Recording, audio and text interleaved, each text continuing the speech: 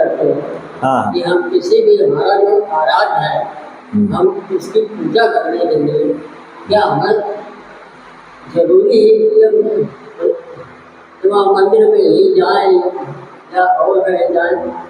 अच्छा, आपका क्वेश्चन ये है कि अपने आराध्य की पूजा करने के लिए क्या जरूरी है मंदिर जाना, यही है ना। कबीर साहब ने कहा है, कबीर ने इस शरीर को ही मंदिर बना दिया।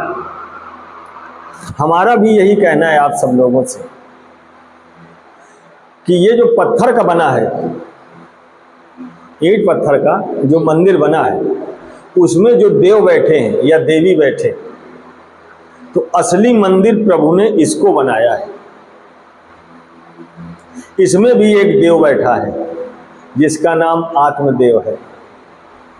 तो हमारा ये कहना है कि कबीर साहब ने जो बात बताई कि घट का मतलब शरीर, ये जो शरीर है, ये जो शरीर है, इस शरीर को मंदिर ही बताया है कबीर साहब ने।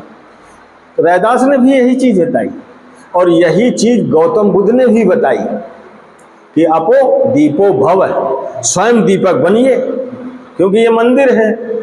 अगर मंदिर का प्रकाश जगाना चाहते हो तो इस मंदिर में प्रकाश जाग जाएगा, बशर्ते कर्म प्रधान विच करी राखा जो जस करे, तुलसीदास ने कहा। तो हमारा ये कहना है कि कबीर साहब ने इस चीज को कहा, क्या कहा कि घट में ही सुमरन करें, घट में ही करतार, करतार का मतलब ईश्वर होता है, इतना ध्यान रखना। घट में ही सुमरन करें, घट में ही करतार, और घट में ही पाइए श्रुति शब्द भंडार। दुनिया की हर चीज शरीर के अंदर व्याप्त है और व्याप्त होने के बाद ईश्वर भी इसी में बैठा है, यानी करतार हमारा इसी में बैठा है। तो हम ये कह रहे हैं कि कभी भी आप मंदिर मत जाएं, आप इस मंदिर की खोज करें कि आत्मदेव कहाँ है, हमारा ईश्वर कहाँ है।